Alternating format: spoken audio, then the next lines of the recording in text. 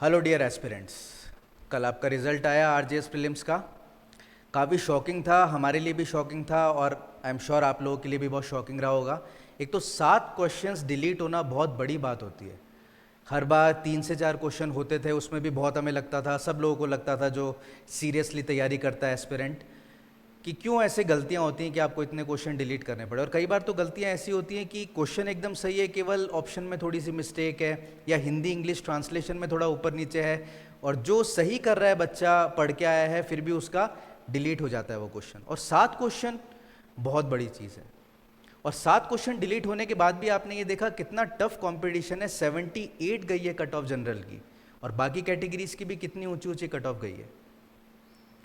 तो जो स्टूडेंट्स, हम भी ये मान के चल रहे थे कि जिनके 75 प्लस मार्क्स है और जो 80 प्लस वाले स्टूडेंट है वो तो बहुत आराम से कंफर्टेबली मेंस लिखने ही वाले हैं, इतना श्योर थे वो भी और हम भी।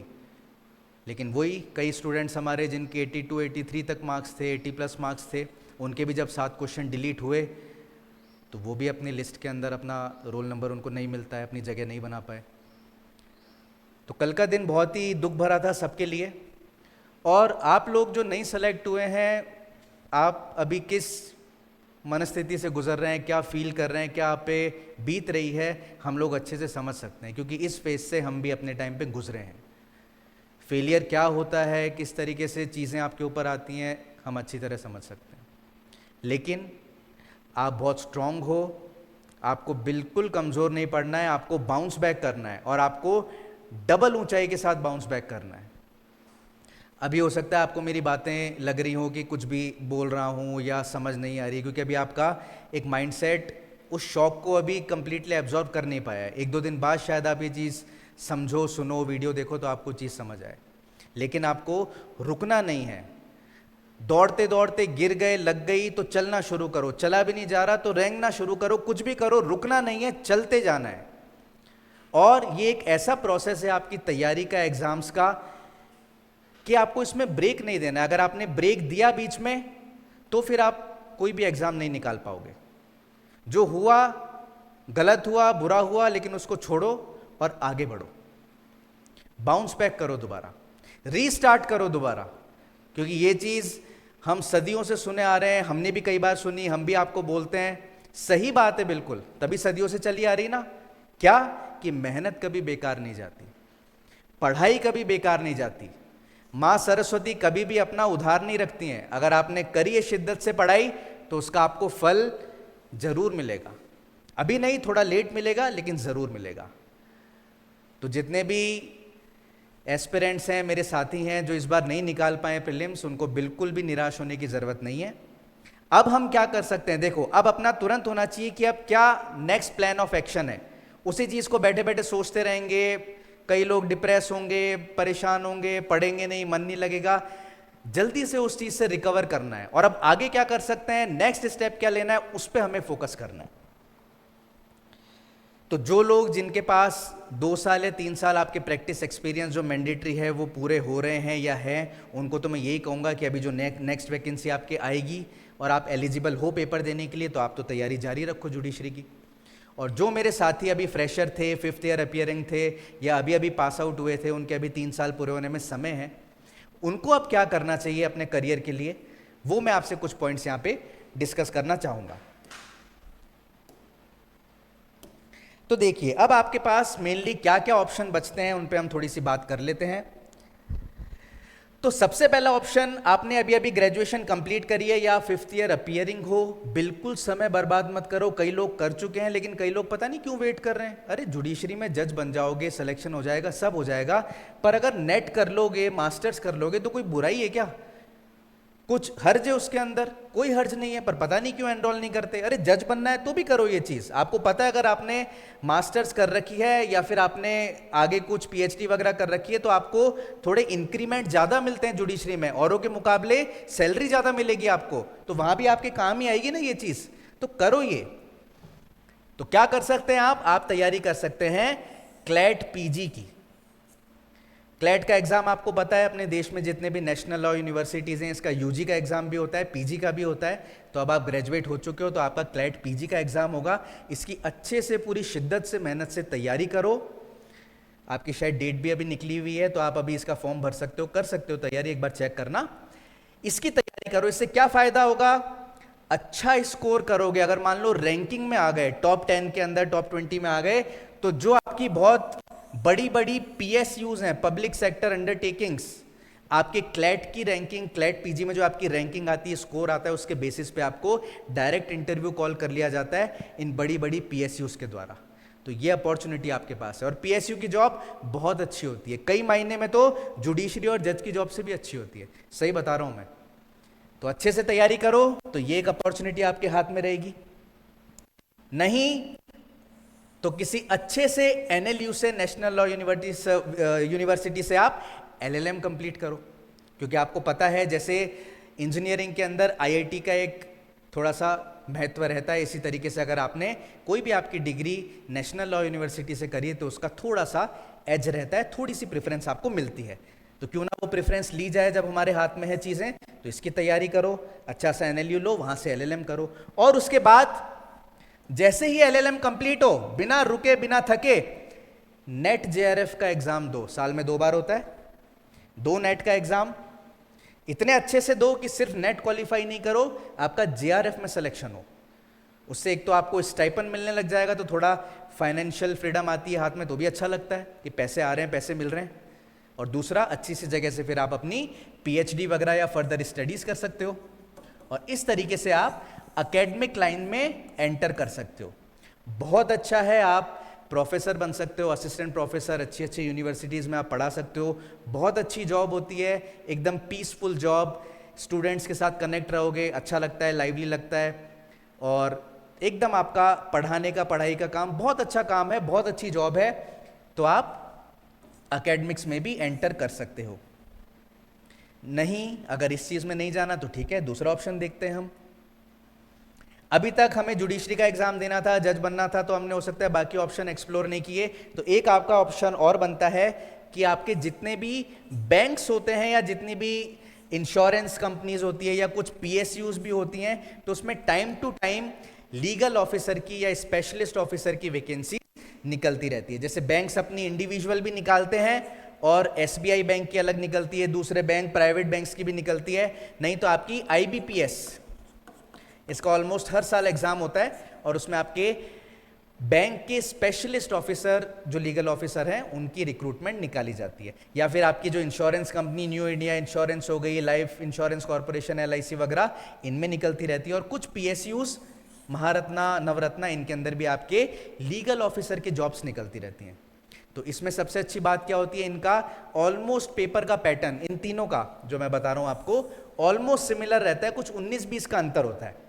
जैसे एक पेपर इसके अंदर आता है जिसमें आपके रीजनिंग, मैथ्स, इंग्लिश, ये सारी चीज़ें आती है, करंट अफेयर्स वगैरह, और दूसरा आपका जो सब्जेक्ट स्पेसिफिक रहता है, बैंकिंग लॉज या जो दूसरे लॉज हैं, तो ऐसा सिमिलर सा पैटर्न आता है। तो देखो, घबराने की जरूरत नहीं है। आप क्लैट का एग्जाम आपने अपनी 12th के बाद दिया ही होगा लगभग सबने, तो उसमें पढ़ी है ना मैथ्स, रीजनिंग भी पढ़ी है, इंग्लिश अभी भी पढ़ते हो आप तैयारी के साथ साथ, उस टाइम भी आपने अच्छे से पढ़ी है। उन्हीं को बस दोबारा देखना है एक बार।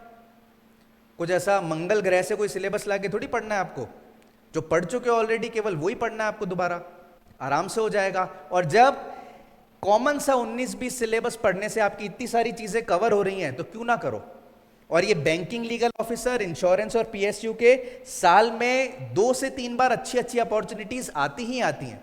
कभी इंश्योरेंस वाली कंपनी में लीगल ऑफिसर, कभी पीएसयू में, कभी बैंकिंग में, साल में 2 से 3 बल्कि ज्यादा आती ही अपॉर्चुनिटीज। और एक ये भी अच्छा होता है इन एग्जाम्स में, डिस्क्रिप्टिव पेपर नहीं होता मोस्ट ऑफ द एग्जाम्स के अंदर।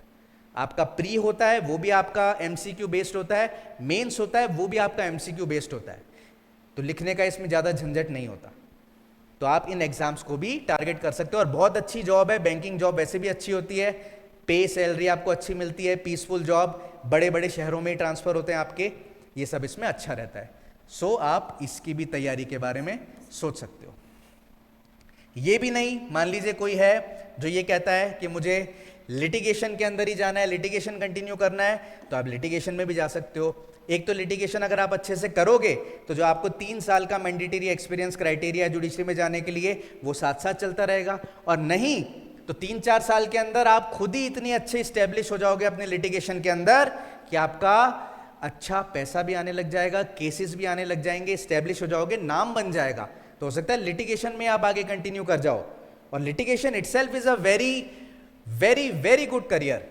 इसके अंदर आप आगे बढ़ते बढ़ते कई प्रोमिनेंट पोजीशंस पे पहुंच सकते हो। आप एडवोकेट जनरल बन सकते हो, या आप गवर्नमेंट लीडर, पब्लिक प्रोसिक्यूटर, बहुत बड़ी बड़ी पोस्टों पे भी जा सकते हो। नहीं तो 7 साल का एक्सपीरियंस हुआ, एज क्राइटेरिया पूरा हुआ, आप एडीजे का एग्जाम दे सकते हो, हायर जुडिशियल सर्विसेज। तो जो आपका अभी आरजेएस बनने का, सिविल जज बनने का सपना है, थोड़ा समय लगा लेकिन वहां जाके पूरा कर सकते हो। और ये पक्की बात मैं आपको बता रहा हूं, अभी अगर सिविल जज बनते, आरजेएस बनते, तो प्रमोट होते होते जब तक आप एडीजे बनते, उससे पहले, उससे जल्दी ये डायरेक्ट एडीजे वाले एग्जाम में आप बन जाओगे। और नहीं तो और थोड़े समय की प्रैक्टिस करो, लिटिगेशन करो, अच्छी अपनी प्रोफाइल वगैरह सब बना के रखो, तो आप डायरेक्ट हाई कोर्ट के अंदर एलिवेट हो सकते हो एडवोकेट कोटा से। ये भी आपके पास ऑप्शन है। सब कुछ मुमकिन है। नहीं तो आप कई अलग अलग बैंक्स में, अलग अलग जगह अपना एम्पेनलमेंट करा सकते हो, जो हर एक संस्था के, बैंक के, अलग अलग चीज़ों के जो पर्टिकुलर एडवोकेट्स होते हैं और कोर्ट में उनके केसेस वो ही प्रेजेंट करते हैं। रेलवेज का जैसे एक पर्टिकुलर वकील होता है हर कोर्ट के अंदर, उनके केसेस वो करते हैं, या बैंक्स का, या अलग अलग संस्थाओं का। तो ऐसे आप अपना एम्पेनलमेंट करा सकते हो किसी अच्छी जगह और उनके केसेस आप ले सकते हो। तो इससे आपके केसेस, क्लाइंट्स, मनी सब अच्छे से आता रहेगा और खुद के इंडिपेंडेंट केसेस तो आप कर ही सकते हो। तो ये भी आपके पास लिटिगेशन के थ्रू एक बहुत अच्छा ऑप्शन है। ये भी नहीं तो एक ऑप्शन और बताता हूं आपको, जो भी अलग अदर लीगल एग्जाम से आप उनकी प्रिपरेशन कर सकते हो। जैसे आपका जेएलओ का एग्जाम, अभी वैकेंसी आई है आपके, आजकल के अंदर ही, कल ही वैकेंसी आई है आपकी, जूनियर लीगल ऑफिसर की पोस्ट आई है जेडीए के अंदर। इसी तरीके से हर साल, 2 साल, 3 साल के अंदर आपका आरपीएससी जेएलओ का एग्जाम होता है। कभी बिजली विभाग का होता है, कभी जल विभाग, जो आपके रोडवेज होते हैं, सबके अलग अलग होते रहते हैं एग्जाम। तो उनकी आप तैयारी कर सकते हो, जूनियर लीगल ऑफिसर वहां लग सकते हो आप। ऑलमोस्ट 19-20 सेम सिलेबस होता है इनका। या फिर जो आपका अभी एपीओ का एग्जाम हुआ था, एपीपी का एग्जाम होता है। अभी हरियाणा की फिलहाल बहुत अच्छी 250+ वैकेंसीज चल रही है, हरियाणा एडीए का एग्जाम होने वाला है। झारखंड, बिहार, यूपी, अलग अलग जगह एमपी निकलती रहती है पोस्ट, तो इनकी आप तैयारी कर सकते हो। सरकारी वकील जिन्हें हम कहते हैं, बहुत अच्छा इसमें भी करियर है, बहुत अच्छी अपॉर्चुनिटी है। और नहीं तो और क्या कर सकते हो, तो जनरल आपके जो ग्रेजुएशन के एग्जाम्स होते हैं, जैसे आपका यूपीएससी का एग्जाम होता है, उसमें कई लॉ बैकग्राउंड के बच्चे लॉ ऑप्शनल लेते हैं। मैं मेरे साथ के भी कई मेरे दोस्त, मेरे जो बैचमेट्स थे वो बताऊं, कई लोग आईएएस में सेलेक्ट हुए, कई आईआरएस, आईपीएस के अंदर सेलेक्ट हुए हैं, जिन्होंने लॉ करा 5 साल, उसके बाद यूपीएससी के एग्जाम की तैयारी करी, उसमें लॉ ऑप्शनल रखा और अच्छी रैंक के साथ वो सेलेक्ट हुए यूपीएससी के एग्जाम में। और असिस्टेंट लेबर कमिश्नर का एग्जाम आपका आता है, या एनफोर्समेंट डायरेक्टरेट और इस टाइप की चीज़ों का आपका जो भी आपके लॉ से रिलेटेड एग्जाम होते हैं, उनकी भी आप तैयारी कर सकते हो। एएलसी भी अपने आप में बहुत बहुत अच्छी जॉब है। अगर आपने एस्पिरेंट्स यूट्यूब के ऊपर देखी हो तो उसमें संदीप भैया जो सबसे फेमस कैरेक्टर हैं वो एएलसी ही होते हैं। उन्होंने भी यूपीएससी की तैयारी करी होती है, वो क्लियर नहीं हो पाते तो वो एएलसी बन जाते हैं। कोई बात नहीं, अपन जज में नहीं हो पाए इस बार एग्जाम में, कोई और एग्जाम में निकल जाएंगे। तो इसलिए आपको निराश नहीं होना है। मैं जानता हूं ये समय अभी ऐसा है, कोई कुछ भी बोले, कुछ भी समझाए, दिमाग नहीं चलता, अभी सारा ध्यान वो रिजल्ट में लगा हुआ है। लेकिन थोड़ा सा जब आपका मेंटल स्टेट सही हो, चीज़ों को सोचने समझने लायक हो जाओ 1-2 दिन के अंदर, तो जरूर इन चीज़ों पे विचार करना। बहुत अच्छे ऑप्शंस हैं। और ये अदर एग्जाम में मैंने बताया, इसमें आप जैसे आपका एक लॉ से रिलेटेड जैग का एग्जाम होता है, जैग में अगर आपका एज का क्राइटेरिया पूरा हो रहा है तो भेजो, जितनी बार इसका एडवर्टाइजमेंट आ रहा है उसमें भेजो आप, अच्छी जॉब है। अपने पेपर, सीवी वगैरह जो भी रिक्वायरमेंट वो आपसे शायद आपके डॉक्यूमेंट्स मांगते हैं, फिर कॉल आता है एसएसबी का, तो जितनी बार एज के हिसाब से पॉसिबल है वो करो, बिल्कुल करो। बहुत अच्छी जॉब है, बहुत अच्छी अपॉर्चुनिटी है। तो इसी तरीके से आप इन एग्जाम्स के बारे में भी सोचें, निराश नहीं हो, रीस्टार्ट करें, बाउंस बैक करें। और फिर भी अगर आप इनसे रिलेटेड कोई भी गाइडेंस लेना चाहते हैं, किसी भी तरीके की कोई चीज़ समझना चाहते हैं, हेल्प लेना चाहते हैं, तो हम लोग आपके लिए हमेशा अवेलेबल हैं। We are just 1 call away. आप कभी भी हमें कॉल करके हमारे ऑफिशियल नंबर पे गाइडेंस ले सकते हैं, हमसे हमारे इंस्टीट्यूट पे फिजिकली मिलने आ सकते हैं। हम पूरी तरह आपको इस चीज़ के अंदर अच्छे से गाइड करेंगे। So wish you all the best. Thank you so much.